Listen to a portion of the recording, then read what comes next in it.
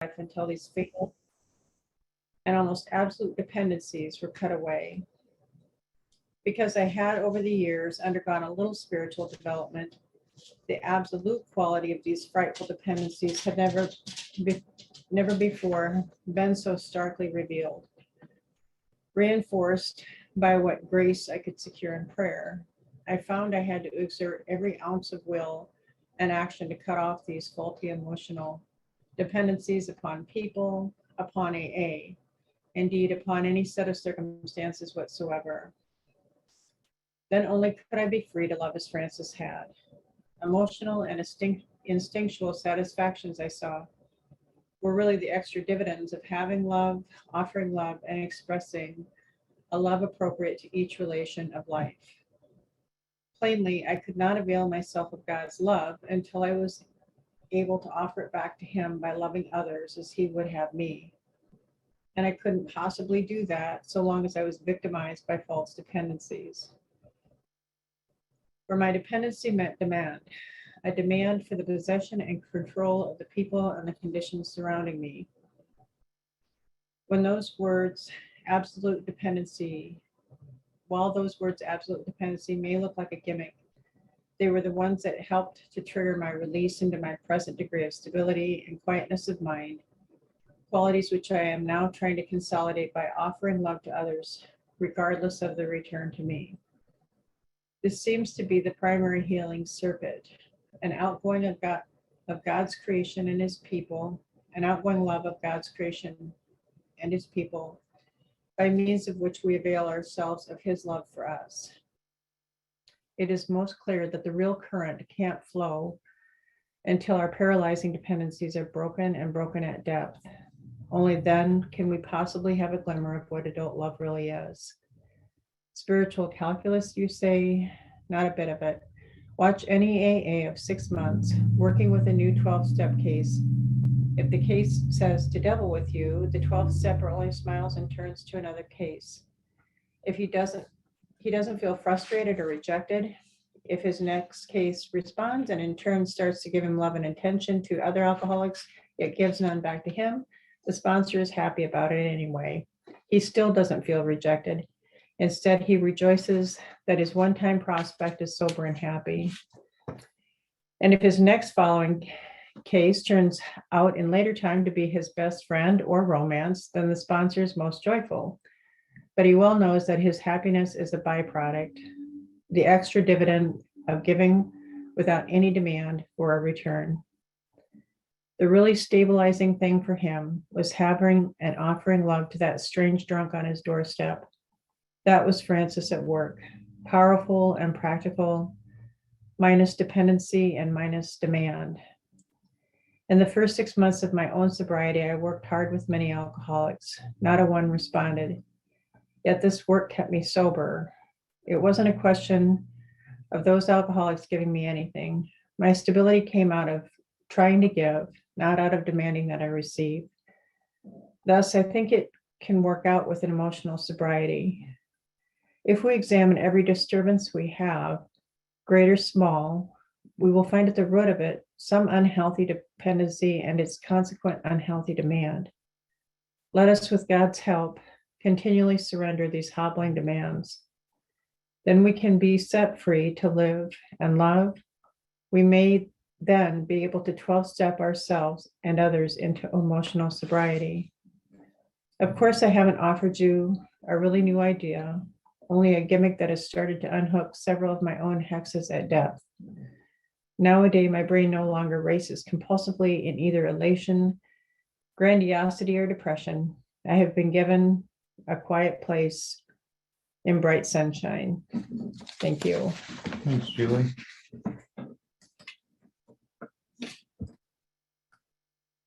Thanks, Julie. Thanks, So, Julie. the person that I've asked to share tonight is, first of all, I don't know how long she's been coming to this workshop, but it's been a while. I know that. It's been quite a while. I think she was here early on when this thing cropped up right after COVID. I think she started coming relatively soon thereafter. So, so I know she's familiar with the material, and I know she's familiar with the the format of how we do things here. But more than that, I heard her share about 6 weeks ago, maybe, and I keyed into some stuff she was saying, and I thought was so authentic. And I was like, you know what, I'd like to hear what she has to say. And with that, Sarah H. from Brooks, Iowa, is going to share for us.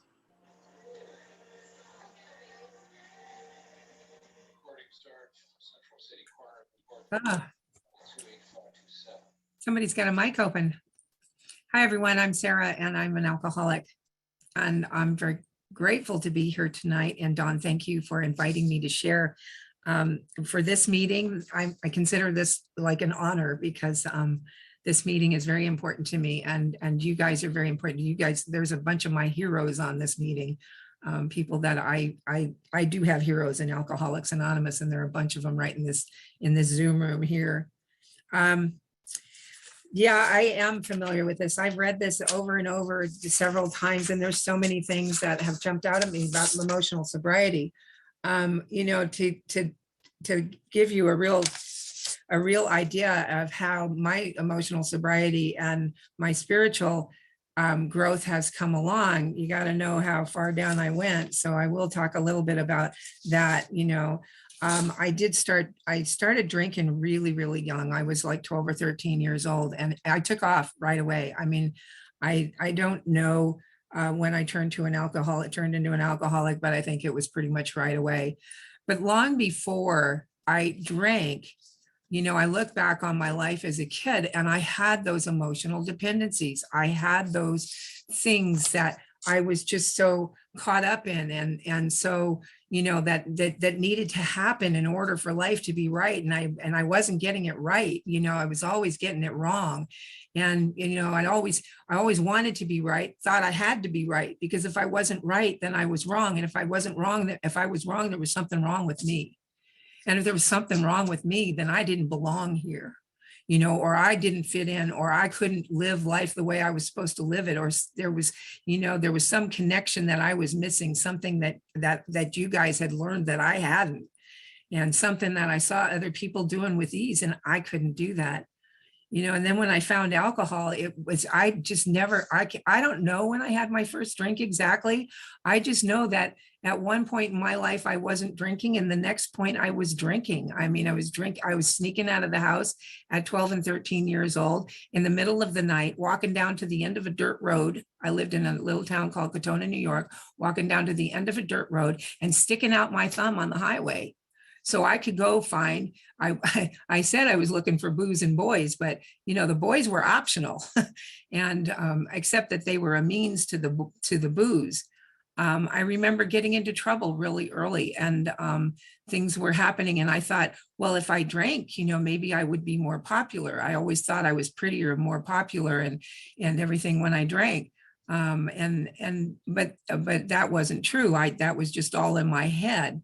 And early on, I was getting into so much trouble, and my parents had gotten divorced. Now, I'll tell you, my emotional well-being, I can tell you that I can count on one hand the number of times that I emotionally participated in my life prior to getting sober, because I just checked out. I mean, I drank and checked out, and thought I was having a whole lot of fun, but I come to find out that, and there was some fun about it. Obviously, I wouldn't have stayed out there so long if there wasn't, but there was still always something missing, and I was always chasing that. The grass was always greener on the other side, but that's because the other guy took better care of his lawn, not because of anything that they had that I didn't. If I was taking care of my lawn, my grass would have been greener too, but that was always the way I felt, like I had missed out on something. And so here I am hitchhiking and getting into cars with strangers, and this was in the late 60s. So, it seemed like it was the thing to do. I mean, a lot of people in the late 60s were doing just that. And, but I look back on that and I think, God, I was 12 and 13, 14 years old, and I escaped that relatively unscathed. it added scars to my life. Certainly there were some bad things that happened to me, and they added scars to my life. And later in sobriety, those scars became actually my proof of survival. Instead of the scars that brought back those bad memories, because of working this program, those scars have become proof of my survival, and they have actually become something of a blessing to me, because I did survive. But anyway, so I was getting into trouble. My parents, one of the first things I emotionally participated in was the divorce of my parents, and I was about 9. And one of my teachers had found me crying in the library, back in the corner of the library somewhere, just sobbing my eyes out. And I kind of, when she gave me that affection about that, and then I forgot about that. I had to hold that back in. I had to pull it back in. I couldn't go on doing that. Getting out on that highway. And my dad was in California, got wind of what was happening. My mother was home, passed out on the couch. I don't know why I thought I had to sneak out. I just could walk right past her. She wouldn't have known. She was drunk on the couch. There's a bunch of kids running around. And so I remember thinking my father had to have been there at some point. I don't remember him being there very much, but he had to been there at some point. There were 7 kids in my family. My older sister had a different father and was away at college when this started happening with me. And she was wanting me to come stay with her, and she was at college, and that couldn't happen. I couldn't go stay with her. But my dad had gotten wind of what was going on and decided he, in his best drunk thinking, he was going to come and take me and my brothers and the 6 of us that were his children. He was going to take us to California. So he did. He did a custody kidnapping in the middle of the night and took us to California. And we got there, and I'm doing the same thing. This doesn't change anything for me. I'm still going out the window, and and things like that. I remember one time I got caught. I had fallen asleep at some place where I had gone to. I was doing whatever there was to do there. Drinking, drugging, whatever, and I had hooked up with some hippies because they seemed to have the best booze and the best drugs. I don't know, they had it all. And so I had gotten caught, and I got found out. And I remember my father sitting there. We were sitting in these lawn chairs, in the backyard. He had taken me back there to talk to me. And I remember seeing my dad cry. And I remember thinking that my dad loved me. And that otherwise, why would he cry? But he loved me. And then I didn't remember that again for years and years later, because I didn't think my dad loved me, and I couldn't believe that he loved me, because I had always believed that he didn't. So he had been transferred to Australia, so we ended up in Australia, and I'm doing the same things that I've been doing all along. I'm sneaking out, getting drunk, and going to bars and boozing boys. And I'm 15 by this time, and I'm sneaking out. And one night I sneak out, I get drunk, and I get pregnant. I'm 15 years old. We're living in Australia, and my best idea is to run. And so I did. I ended up running and hitchhiking across the outback with a friend of the father of the baby, who had wanted me to have an abortion, but I wasn't going for that, and ended up in Melbourne. And I ended up being responsible and doing things that, just to kind of to keep. I thought, there was a part of me that always wanted to be responsible. I'd always tried to earn some money, or babysitting or whatever. I had always done that. I was incapable of keeping up with any of that, though, because my drinking always took precedence. And I ended up, in Melbourne. They found me. They ended up bringing me back.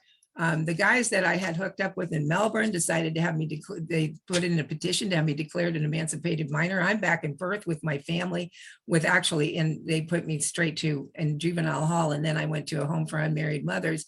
And in the meantime, I've got this petition to be declared an emancipated minor, and we won, and I was.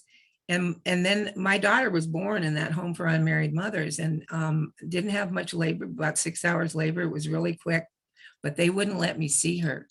I remember watching her be born, and I pulled her foot down because I couldn't see whether I'd had a boy or a girl. And I saw that I had a girl, and then they took her away, and they weren't going to let me see her. They kept telling me I had to sign some papers to have her, to let somebody to put her up for adoption. And I said, no. I'm going to keep my baby. You know, this is my baby. I'm keeping her. And it was 20 days before I turned 16. So I ended up keeping this child, and finally they gave up after 2 weeks, and they put me in a little room and they brought my baby to me. And they sat there, and I sat there with her, and I held her in my arms, and I looked into her little face, and I made all those promises a young mother makes. I swore that we would have a good life, and I promised her that we would have a good life, and we would love each other, and that I would love her and never let anything bad happen to her, and that it would be really good. And I promised her that, and I meant that with every single fiber of my being. But at that point, I was already a full-blown alcoholic, and I was incapable of keeping any one of those promises. I did not know that at the time. I meant them from the depths of my soul, but I was incapable.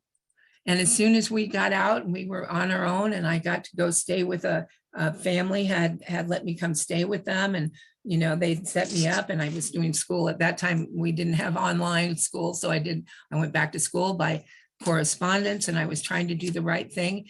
And then one night they let me go out. You know, they said they'd babysit for me while I went out.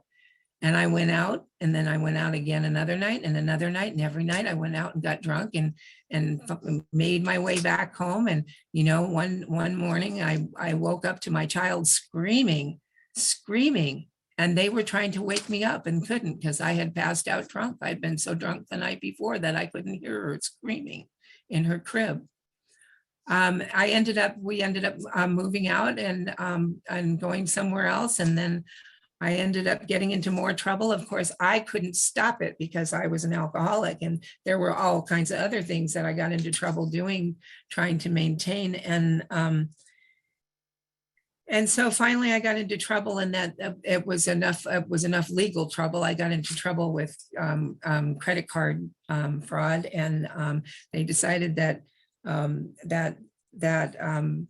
that I was either going to give my child was either going to be made a ward of the state in Australia, or I was going to have to make other arrangements for her. So I let my father and my stepmother take her. Now, my stepmother, I got to tell you, one of the things that was going on there was my stepmother had been very cruel and abusive, and had been a really bad deal for all of us kids. And one day when she went to go hit my brother with a cane, one of my brothers with a cane, and I decked the bitch and thought, no, this isn't going to happen. That was another reason that I knew I couldn't stay with them.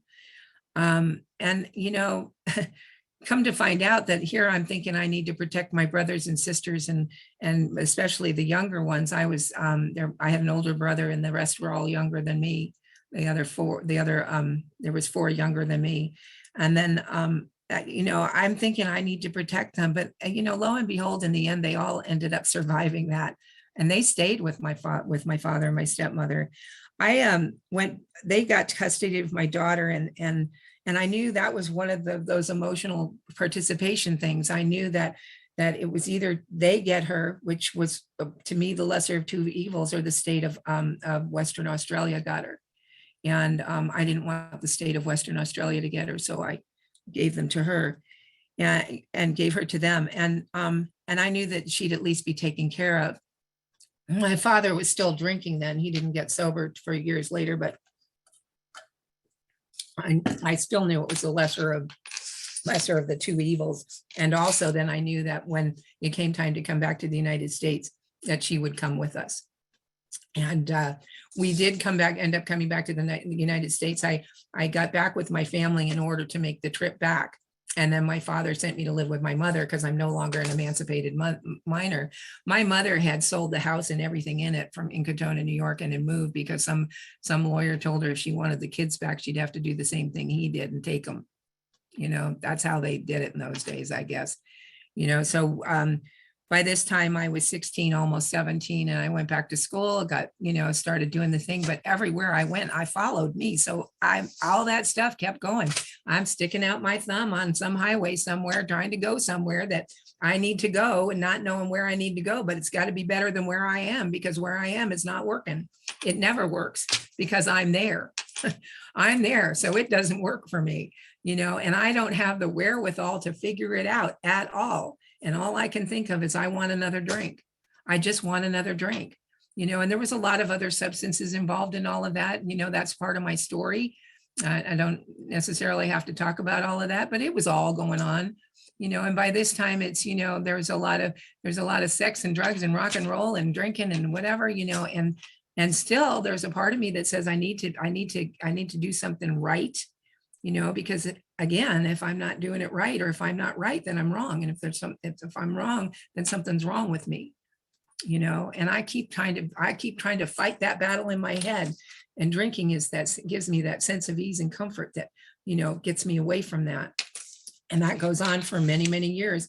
I met a guy in San Francisco. He invited me to Hawaii. I ended up there and stayed there for a long time. I was 19 when I moved to Hawaii. I stayed with him for a while. That Hawaii, I stayed in Hawaii. I didn't stay in that relationship, or maybe a year and a half later. And then I was off and running again. Every time I made any move or anything like that, and I look back on it, and I would start out with some success or something good happening, but I could not maintain it. And Bill talks about that in his story when he talks about he could not. In all the things that he did, he got these great opportunities, but he could never keep up with them. He could never stay to them. And I could never do that either.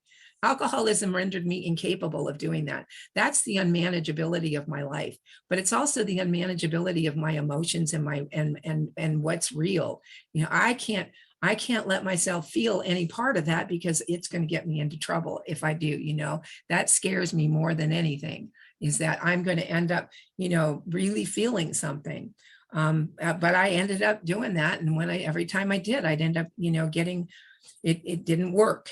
It didn't work, but a lot of times I ended up I would walk away from a relationship, and I mean, relatively unscathed, you'd think you'd be heartbroken, and I don't ever think I really knew what love was. And then there was this guy I met in Hawaii, and I'd lived in Hawaii, coming on 20 years by this time. I had worked and gone to school and then lost jobs, got jobs. And no matter what I was doing, alcohol was always present in my life. And no matter what other substances I was doing, alcohol was always present on the table. Alcohol was always on the table, didn't matter. I ended up,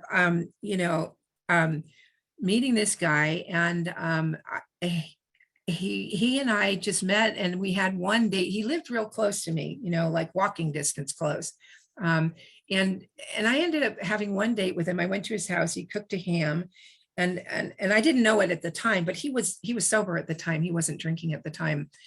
And then we, if for some reason we just kind of, had that dinner, and then I went back home and I didn't see him for a while.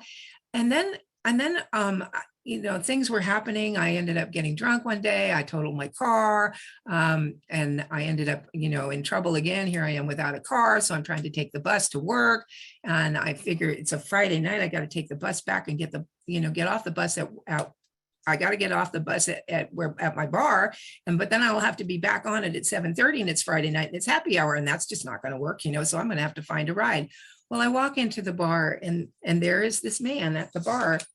And I said, I'm so glad you're here. Now, in the meantime, we had become really good friends. We'd run into each other in the bar. We'd, party together, and go our separate ways, and, never hook up or anything like that. We became really good friends.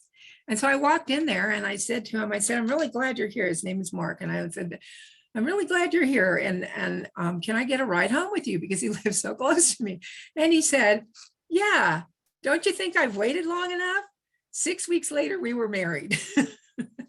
6 weeks later, we were married. I swore I'd never get mixed up with a military man, and I never leave Hawaii. And here was this military guy, and a year after we were married, he retired from the Navy, and we moved to Iowa. So never say never. I mean, this is like, okay, here we are. But here I am now. We're drinking, and we're in a motorcycle club, and we're doing all this stuff. And I mean, we're just having a great time. But, there's something that I don't know what happened in that, but I emotionally participated in that marriage. Emotionally, drunk, sober, it doesn't matter. I love that man.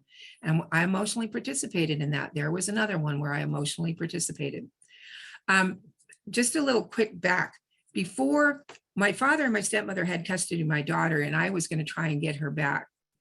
But it became apparent that I couldn't do that. So before I had moved to Hawaii, when I had not quite graduated from high school, but I had to take some classes. I ended up getting my GED later. I went through my senior year, but was still short. But anyway, I had gotten a notice from my father and my stepmother petition to adopt my daughter. And I remember going to this little office where they had, where I met this lawyer, and there was this little cubicle of an office, and I sat across a plain table from him. I just guess they just used that office for the purposes of just doing whatever. And he had the papers, and he slid those papers across the table to me, and I signed them. And I remember thinking, this is for her. And I remember thinking that, and I look back on that, and that was probably the most unselfish decision I had ever made in my life. That was without a doubt, probably one of the most mature emotional decisions I've ever made in my life. And because I did it for her. It wasn't for me. And it wasn't for me at all. And I knew that she would have a much better life, that she stayed with me. She might, and there's no telling where she would end up. And I didn't want that for her. And I really did love my daughter. And I knew that she couldn't stay with me. She couldn't come back to me. I couldn't take her back. So I signed those papers and let my father and my stepmother adopt her. And, because I knew that, my stepmother couldn't have kids of her own, and she, lousy as she was with me or to my brothers and sisters, that with my daughter, she did pretty good, and I have to give her credit there. But, I figured that was the only way she'd be safe, and that where I'd still know where she was, and I'd always have a chance of getting to know her later. So anyway, so I did that. But as soon as that was done, like when I walked out of that office, it was like, okay, that's done. That's done. And I need to move on, and I need to leave that behind. And I did. There's the end of my emotional participation in anything. And I go on, and I'm like, it's years later before I emotionally participate again. And that was my wedding. And when I married my husband, we said till death do us part. I told him that doesn't necessarily mean natural causes, but I really did mean that. I made a contract with my husband for life. And we ended up in Iowa, and I got a job right away, got a really good job right away. Well, first I got a temporary job doing FEMA documentation, and after the floods, and then I got a job in a home health agency as the office manager. And for some reason, I'd always, by the time I was at that job for 7 months when I got sober. What had ended up happening was my father-in-law was a really bad drunk.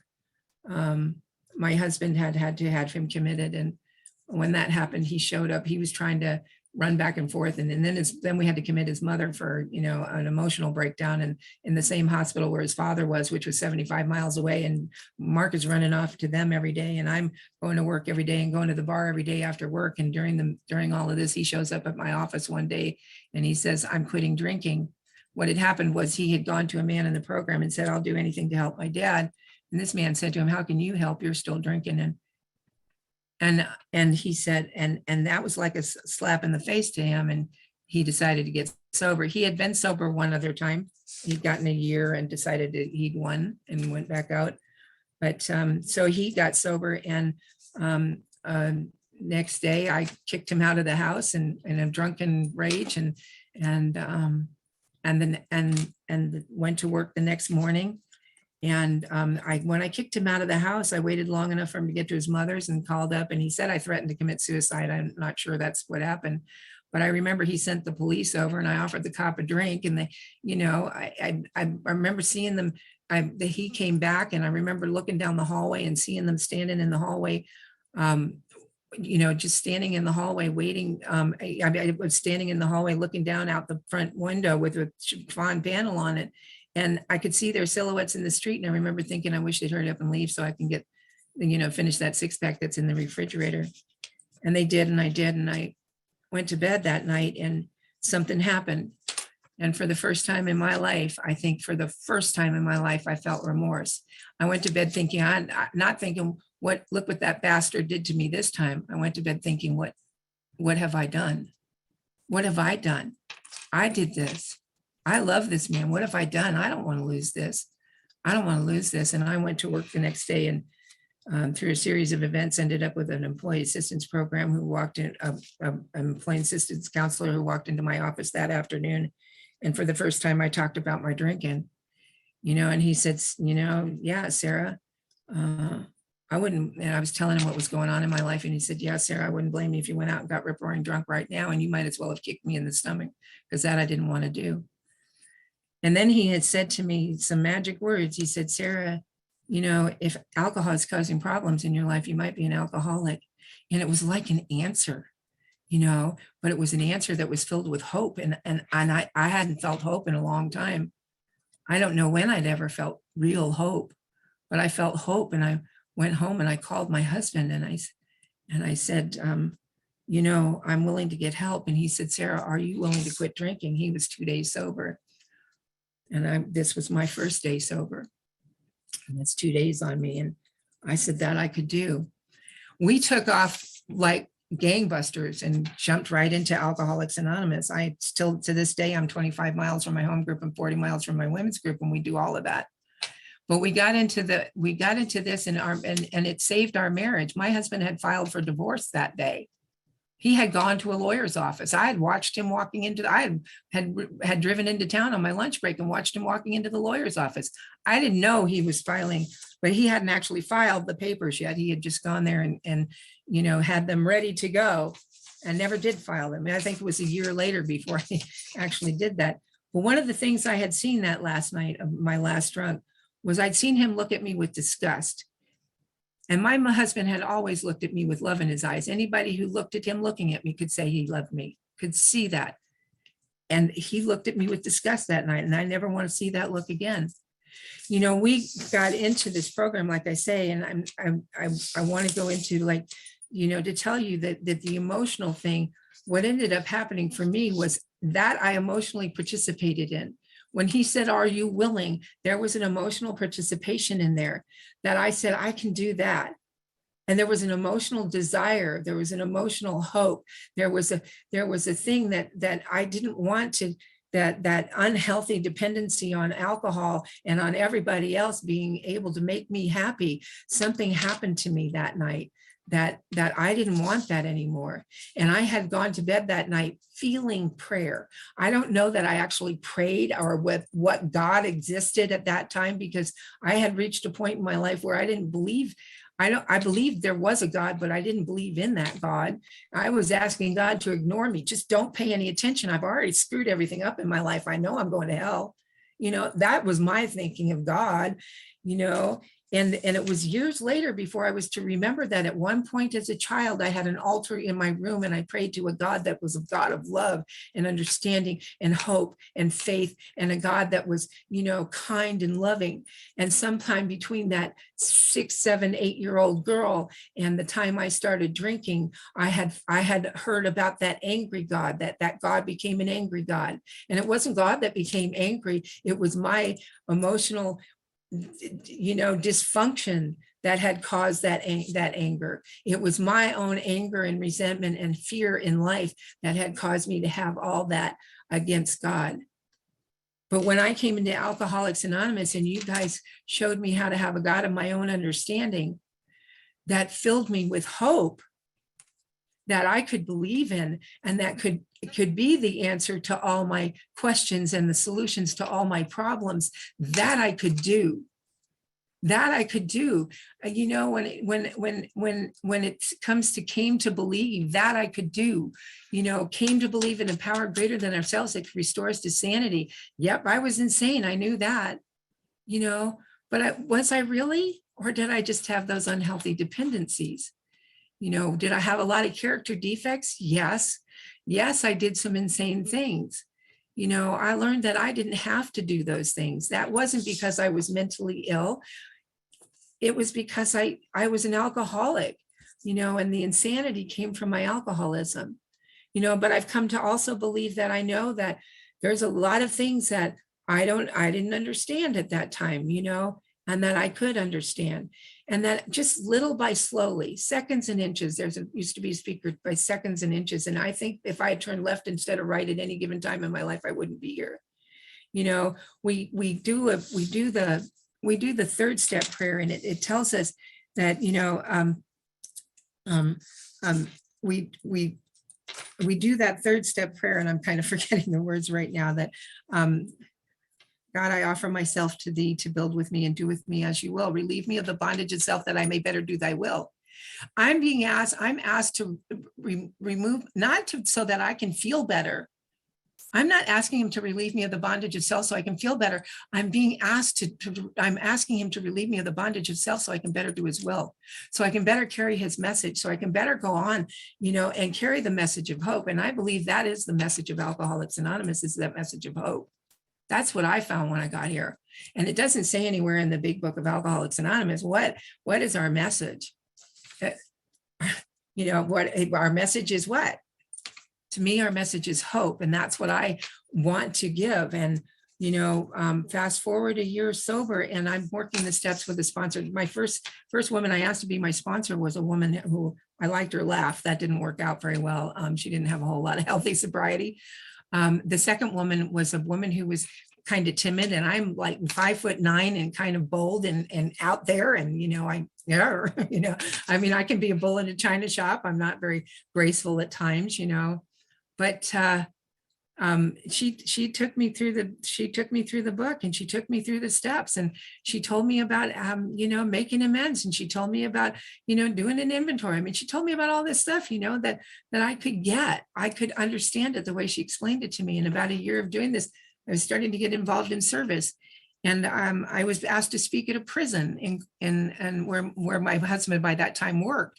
And I was asked to go tell my story at a prison. And I thought, I don't know what to do. And I called up this other woman that I had met a few times, and I really liked her program. And I called her up and I asked her what I could do. And I was still young enough in sobriety that I really didn't have a clue about how to do things. You know, she told me very gently, Sarah, she says, dress business casual.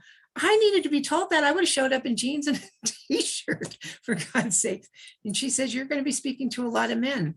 And she told me how to conduct myself, how to carry myself. You know, this is somebody telling somebody who used to slide her dignity across the bar over and over again, how to act with grace and dignity. And I could do that. I discovered I could do that.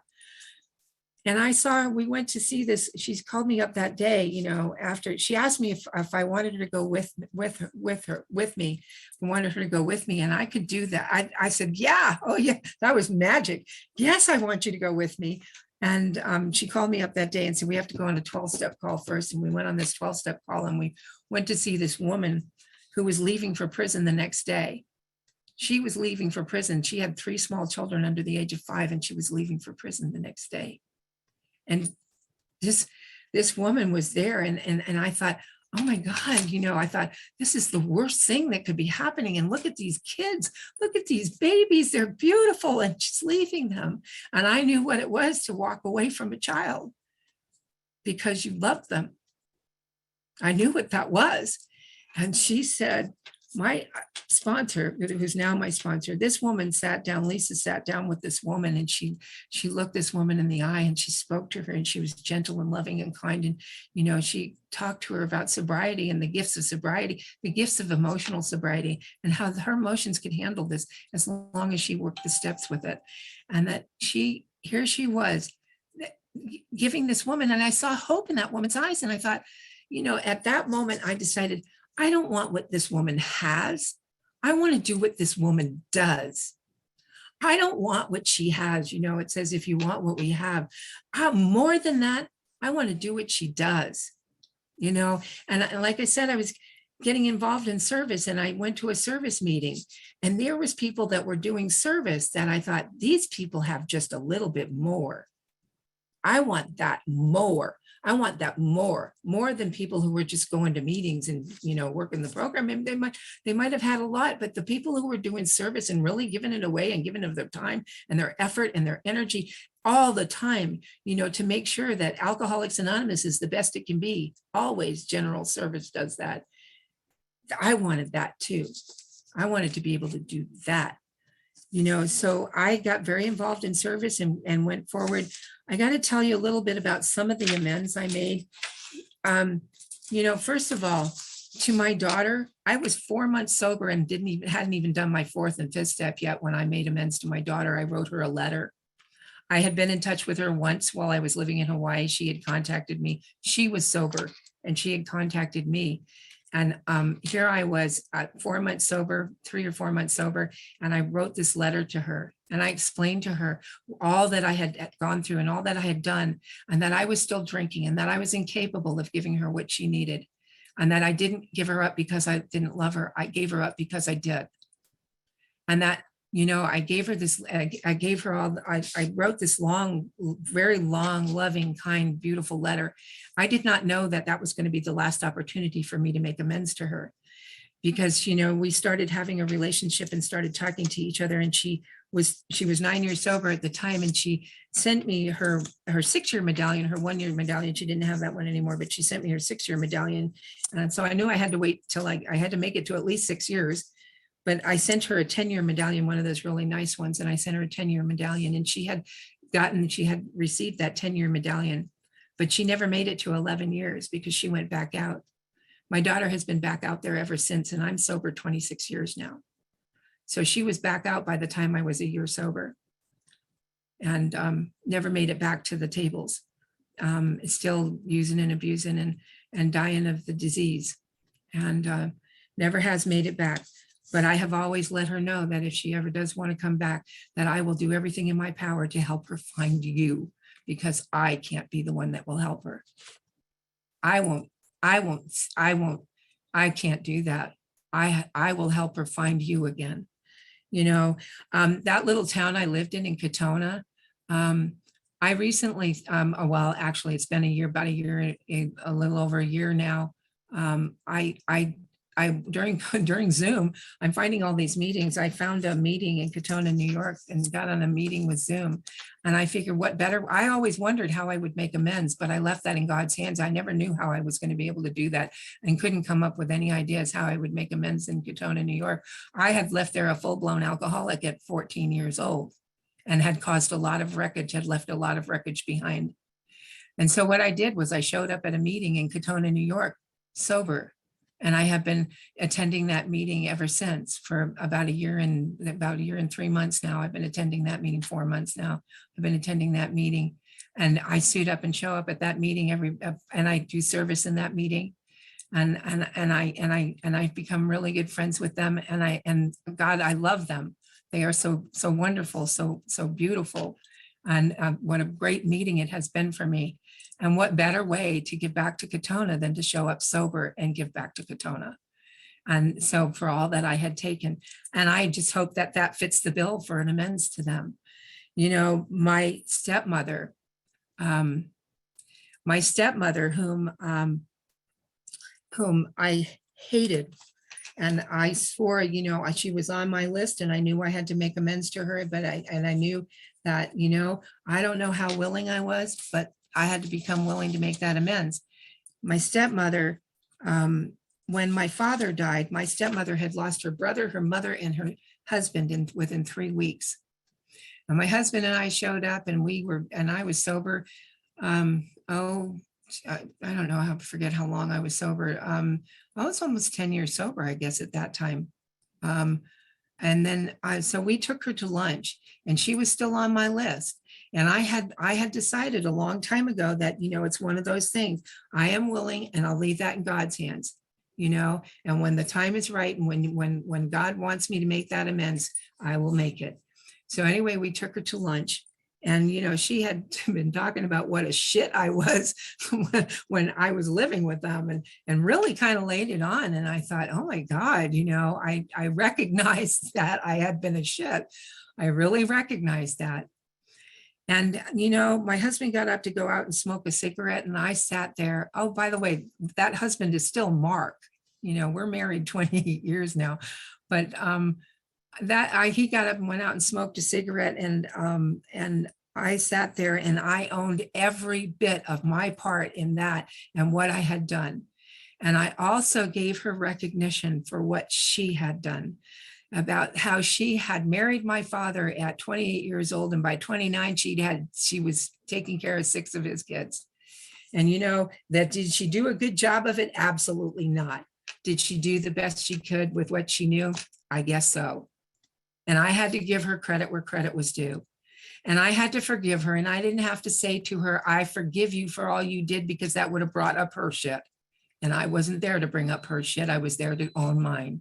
And I owned all of mine, and I forgave her in my heart for all of hers. I didn't have to say the words. She felt it. I know she did.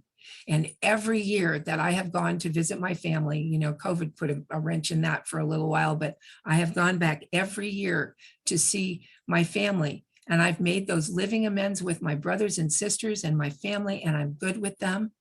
You know, I made that amends with her that day. And every year I go back and I take her to lunch and I show her the grace and dignity that she deserves to be shown as a human being.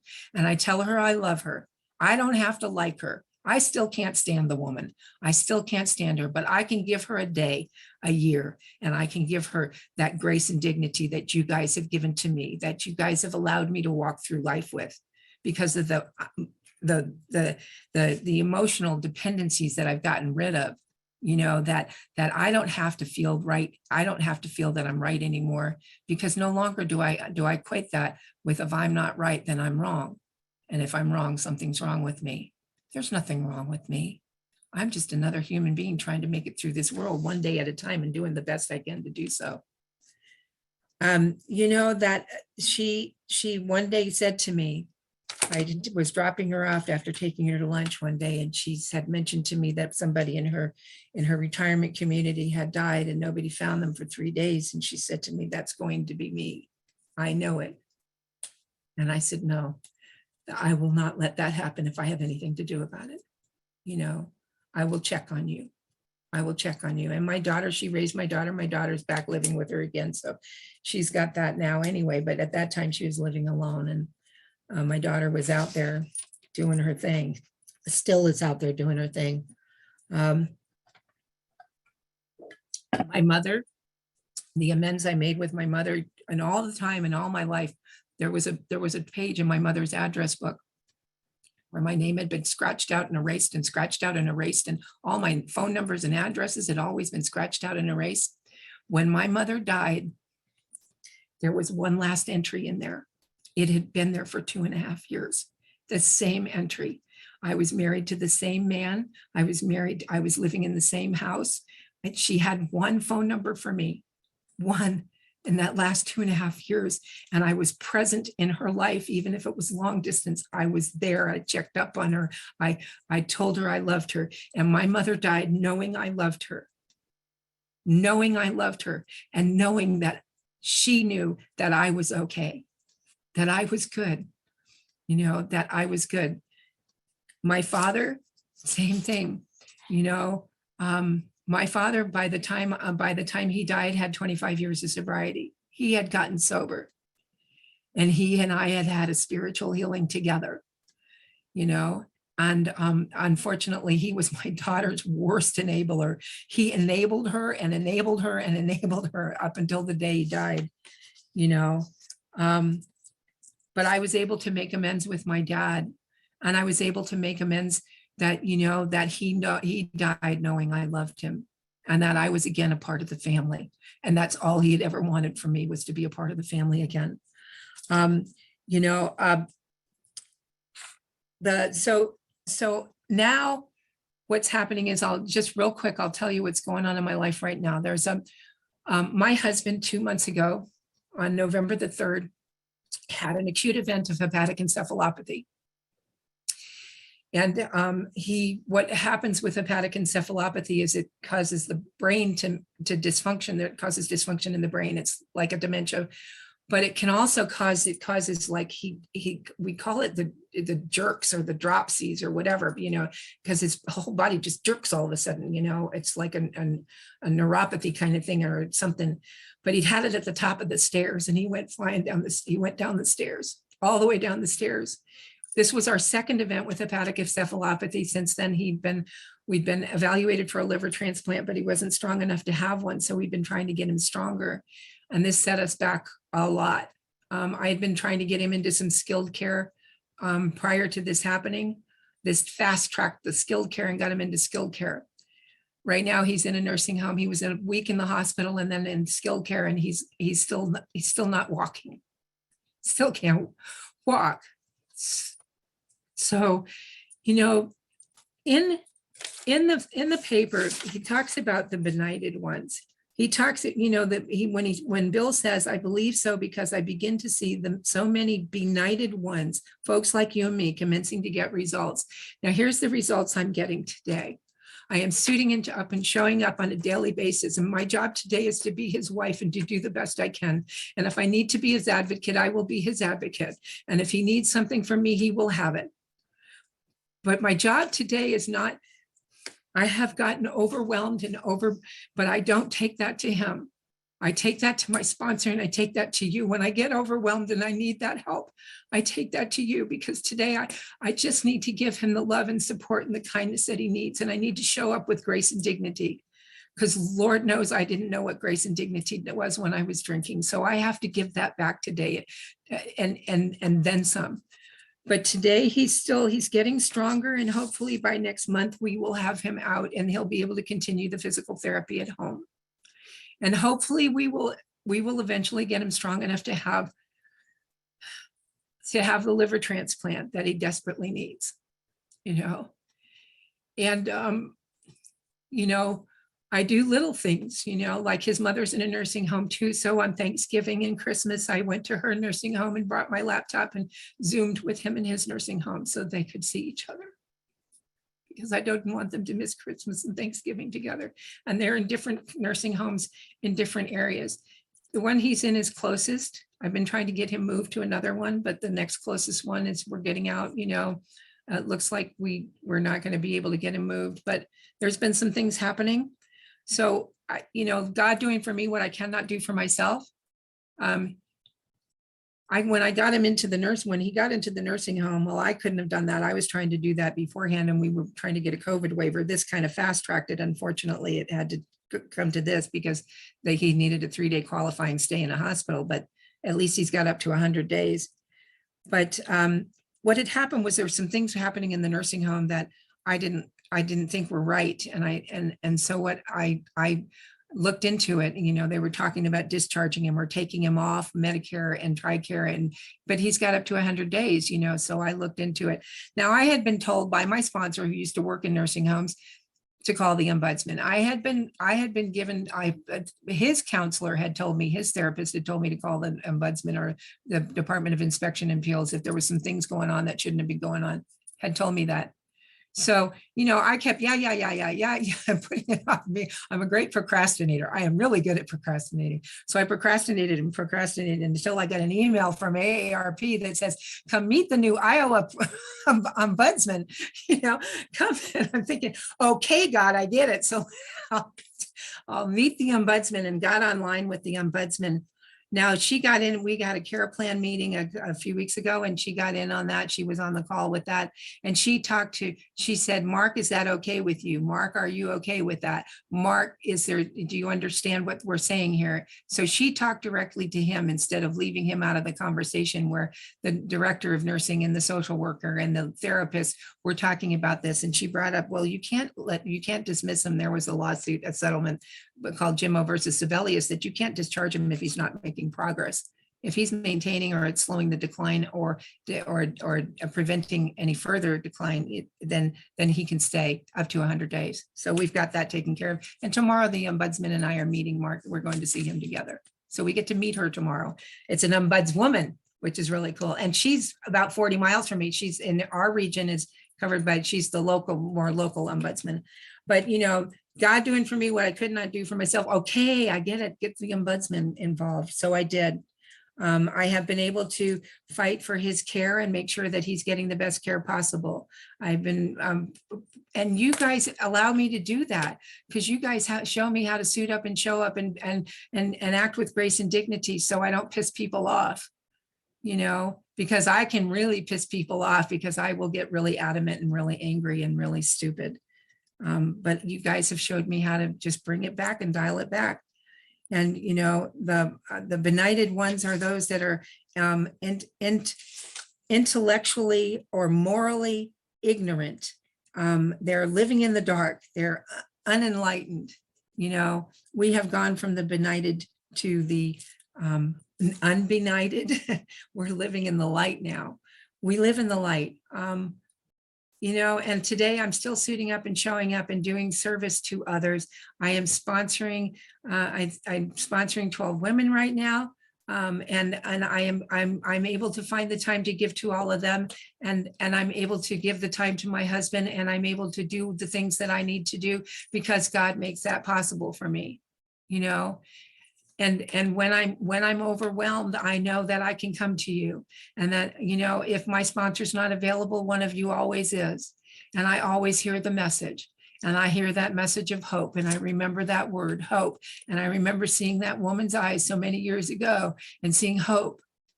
And that's what we do here. It's what we do here. We give hope. We carry hope. Thank you for letting me share tonight. And that's all I've got.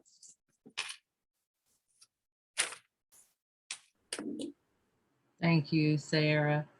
I love the fact that you looked up the benighted ones. I looked it up when you said it because I've read this, you know, a lot, and I never looked up the benighted ones. And I love the way you emphasized intellectually ignorant. It's quite interesting. Kind of an oxymoron, but rings true for me. So as you know, we allow or ask that the person that shared call on a few people. So I'm gonna, are you okay with that? I am. Oh, my goodness. I think the first person I'd like to I'd like to invite to say something, I'm not sure, is Beth. I see Beth. Hi, I'm Beth, and I'm an alcoholic, and I'm a member of the Interaction Group, which is a permanently virtual group, which was originally located in the Coral Springs, Florida, which is the Fort Lauderdale area, but we are permanently virtual now. And Sarah, thank you so much. Such an interesting meeting. I love that you read that article about emotional sobriety. It's a beautiful article. All Bill's writings are beautiful, but that's a particularly wonderful piece. And Sarah, I just sent you a message in the chat. Thank you for the heartfelt share, because I just could feel your emotion as you shared your story from the very beginning. You know, it was you were really, I felt like you were really sharing from your heart. I enjoyed it so much. And I you know, you can't get to where we are from where we came from. You just can't. And yet we're all here. And that's a miracle, just a miracle. And that's really all I have to say. I'm just grateful for everybody who's here.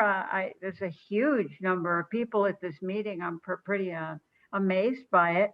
And people, I guess, from all over the country. And I'm so glad that you told me about this meeting and that you were speaking tonight, Sarah, so I had the opportunity to come and hear you.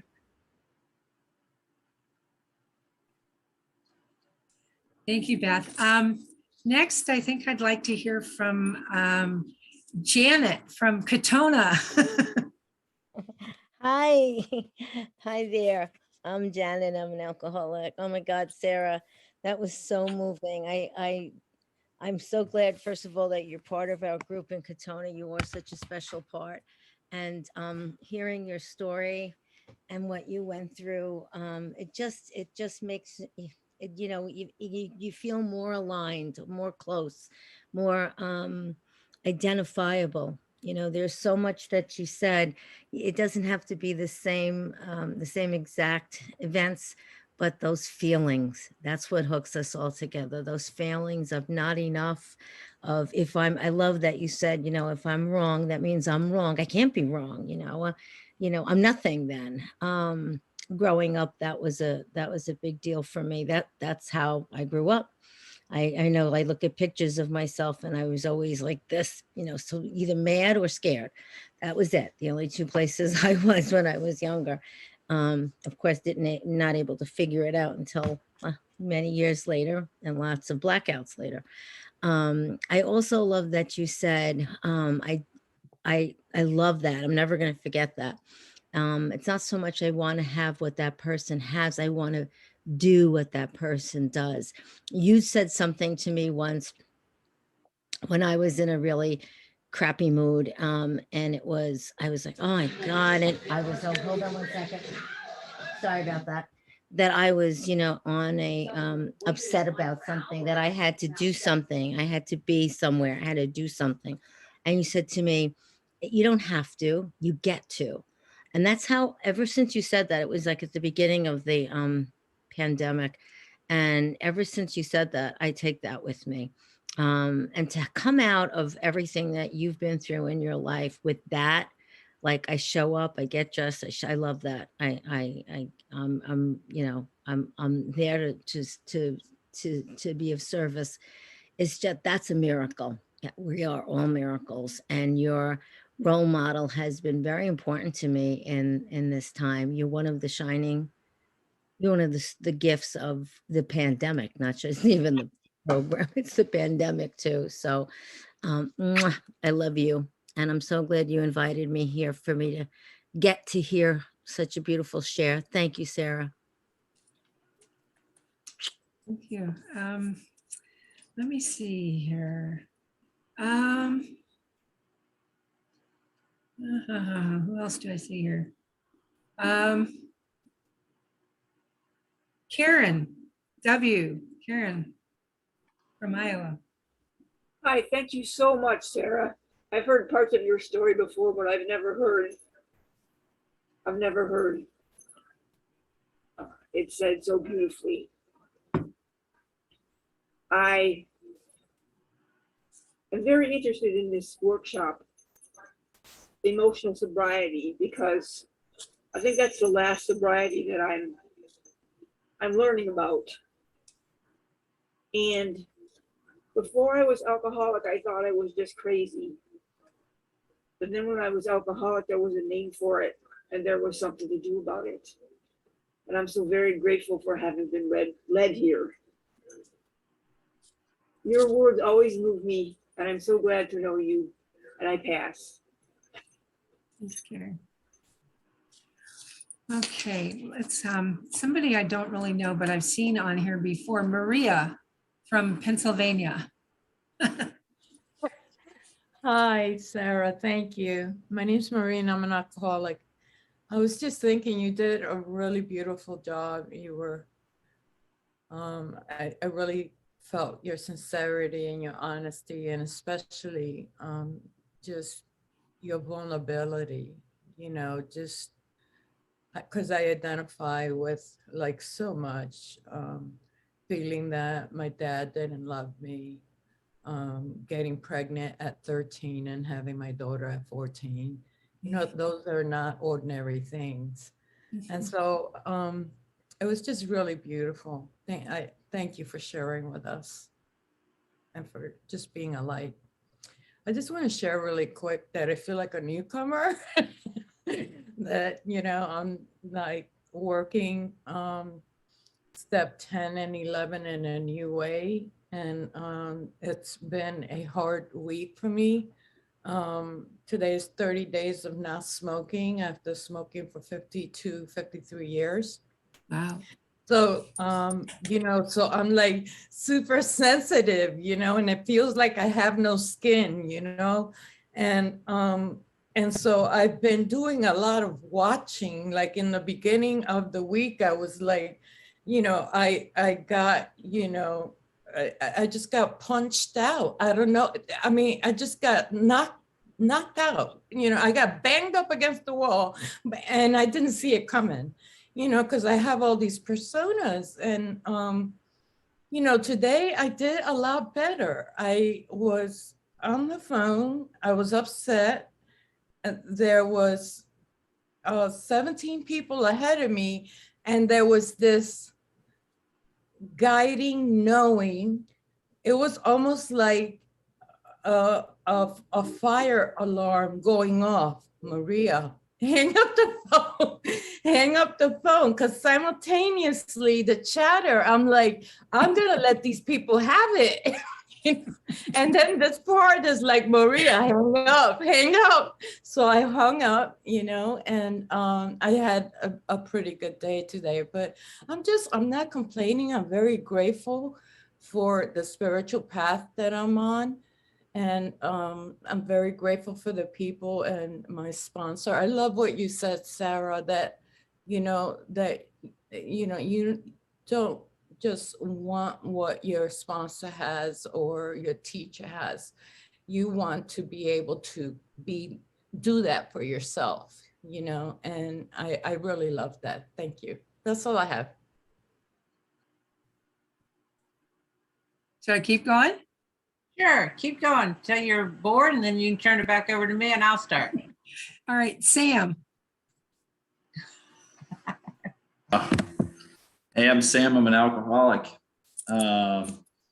It really, really warmed my heart to hear you tonight. And I tell you that you can never judge a book by its cover. I don't think we've ever met in person, and I've seen you here, and you do truly look like a woman of grace and dignity. And there was some of the stuff you were sharing. I was like, man, I had no idea Sarah got down like that.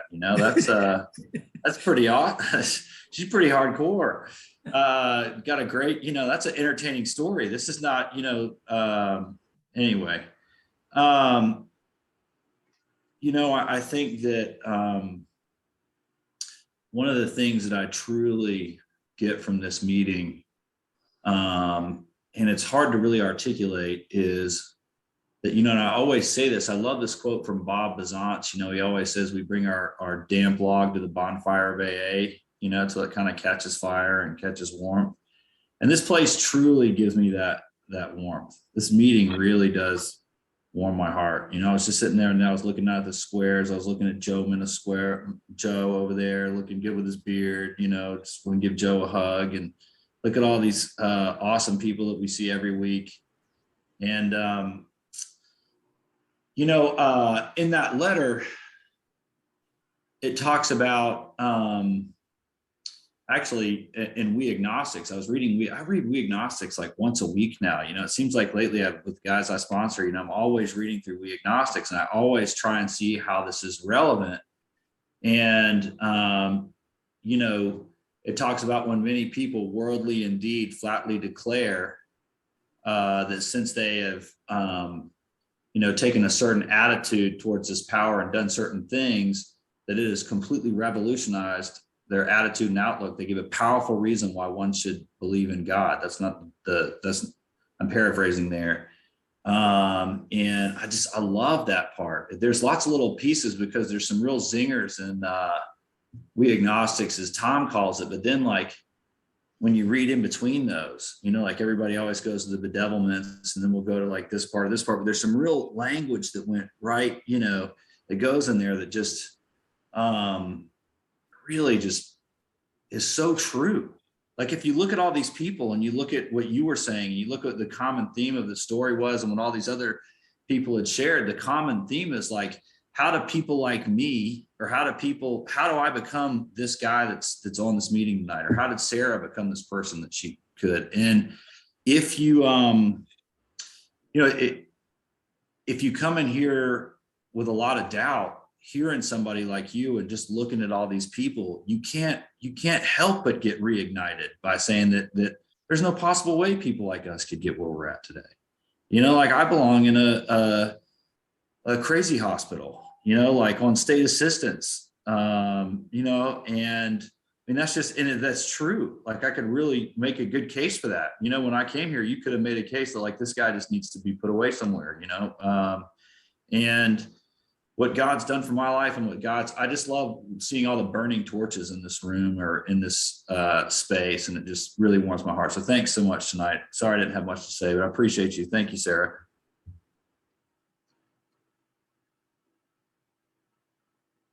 Let me see here.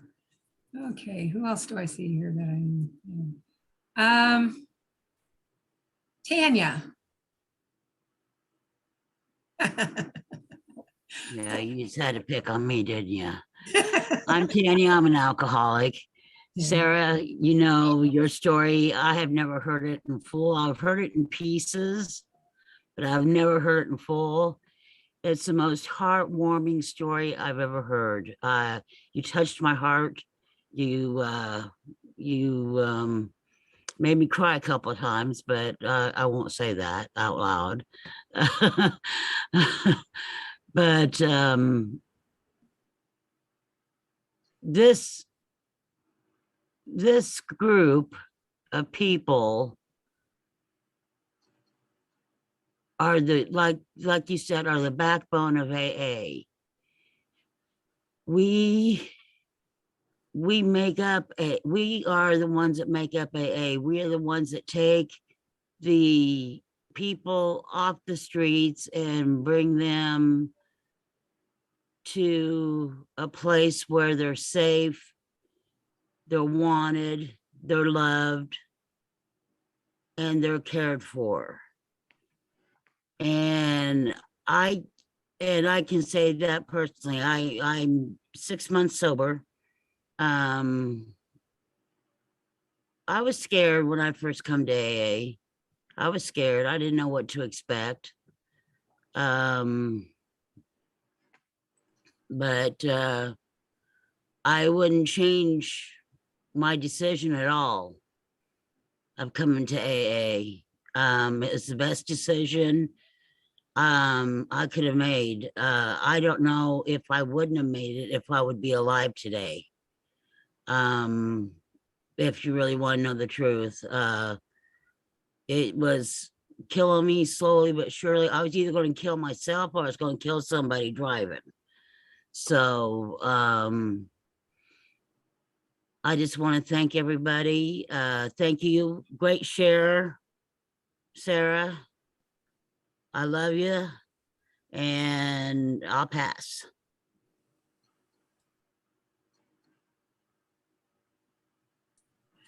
Let me think.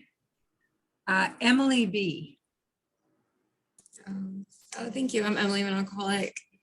Thank you for your service, Sarah. Thank you, Dawn, for running the meeting. I love this meeting. It's been a while since I've really come. I do get reignited all the time when people share their truth and people that are in the solution. It's really inspiring because it's not my first instinct to be in the solution. And so I'm constantly inspired. And that was just a beautiful story. And you, I was kind of like Sam, I was like, I can't imagine. There's some people in this program, I'm like, I can't imagine before this psychic change, what they were like, or what they were, like living their lives as our former selves really is unimaginable with some of us. And I think that really speaks volumes to the program and what it can do in the transformation that we overcome, that darkness in a way that's really cool. So I don't know, it's really cool. I don't know that I have too much to say on my own journey, but I just really appreciate what you shared. I needed some of that for sure. I've gotten to a place today, especially where I'm very sick of myself. So it's like, how do I had a friend call me earlier and she was struggling and she was like, oh, I'm so sorry. I'm like, no, please call me. I call people all the time with all of my problems. Please use me to listen and hold space, because I'm useful all the time. I feel like a burden sometimes still. And so to be able to be of service is a beautiful thing. And so I really appreciate you sharing your story. And it made me think too of we just never know who we're going to meet and how God's going to use us. And watching, other people be of service, feeling called to do that yourself and now still doing it. It's, I don't know. For me, I'm hoping the fire never dies out. I'm constantly inspired by you guys. And I'm so grateful to be here. Thank you so much. Thank you. I'll do one more and then hand it over to you, Dawn. John H.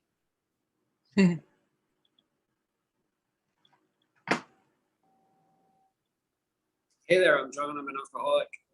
Thanks, Sarah. I was going to say the same thing as Sam about dignity and grace. I've been seeing you sitting in Iowa. I'm like, look at that nice woman in Iowa. The picture's so nice in Iowa for 2 years. And then you said, you called the cops heat, and I think you said, I ducked a bitch. I think I heard, and I was like, no way. So I mean, that just goes to the testimony of this program. It's like the true transformation that we all get to make, and these experiences we get to have in our hearts and watch our hearts flip. I've been kind of self-quarantined here since Christmas Eve, and I had an accident, and then I've caught the old school flu, and I didn't really take any of that quarantine time, and now I understand why everybody's gone a little crazy, because I've been here, but it's really time that I've needed to do. You know, I've been running around being 12 people, and my name was Hey John for the last 2 years. You know, it wasn't John, how you doing so much? It was Hey John, Hey John.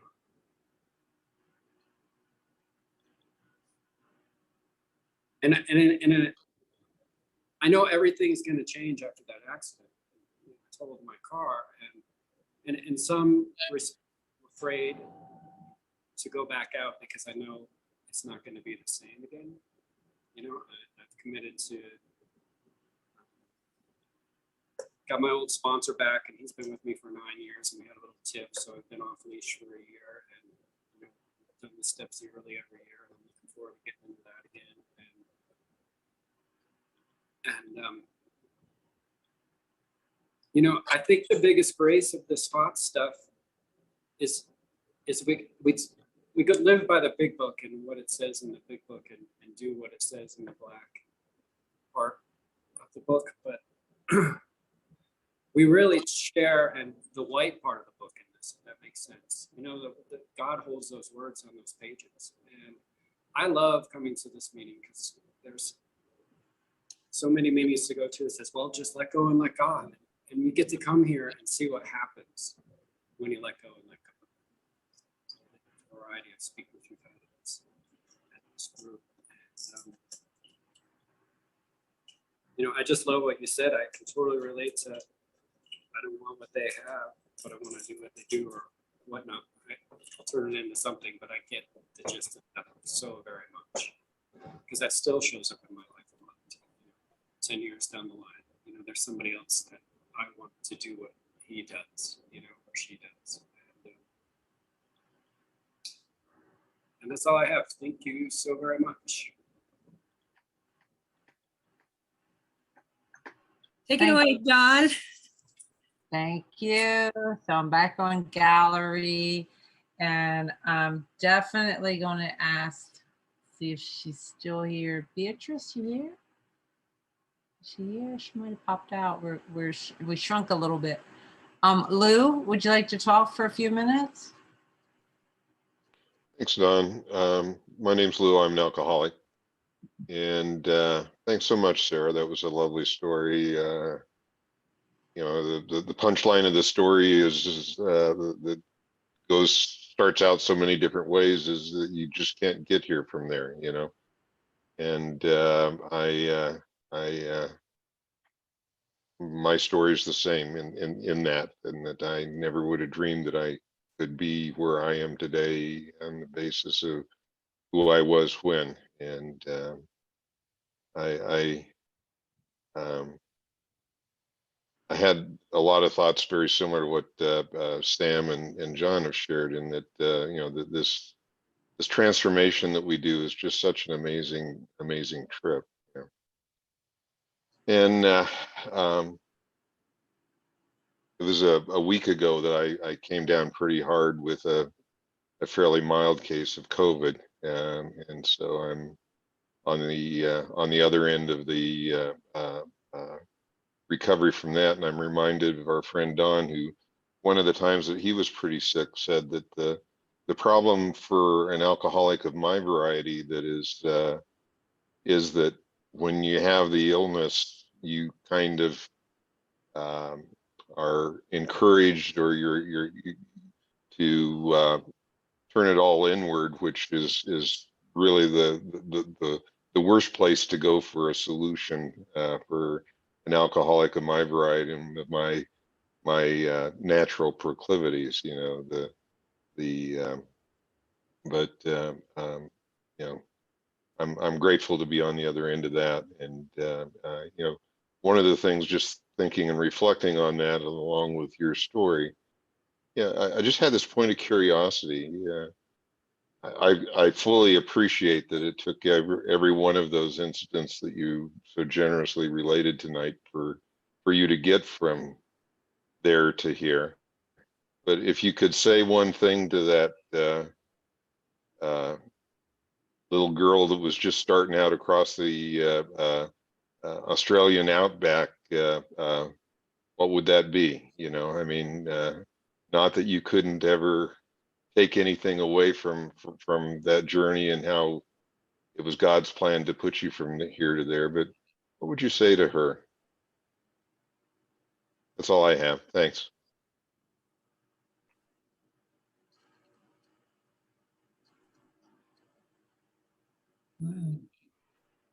I don't know what I'd say to her. It's like, pay attention. Pay attention.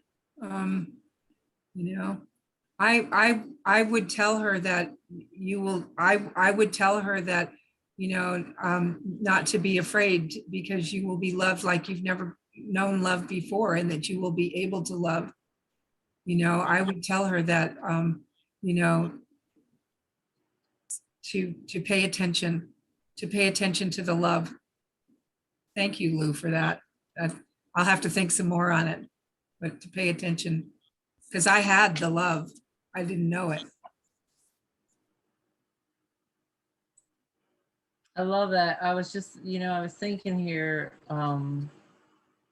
as you were telling your story, what popped out for me out of the reading was, let us, with God's help, continually surrender these hobbling demands.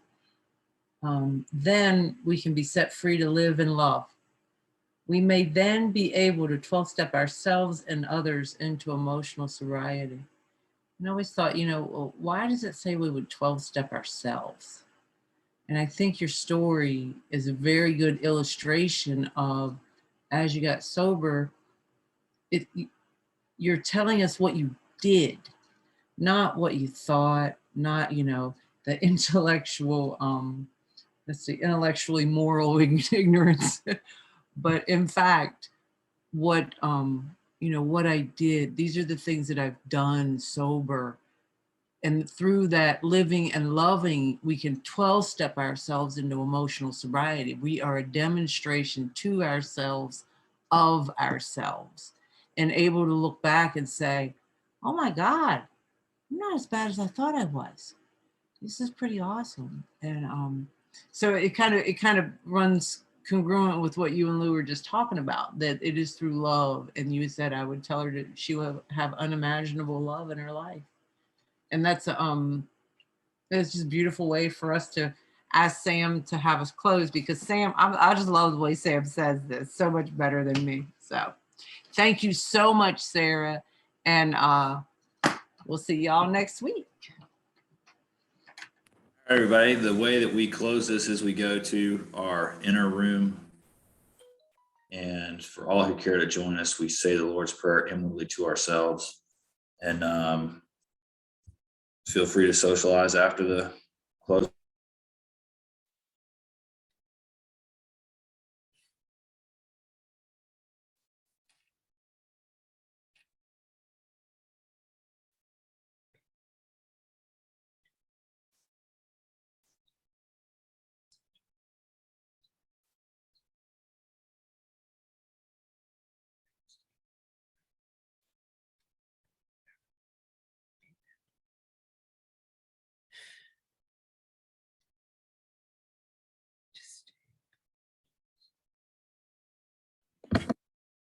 Amen. Great meeting. Thank you.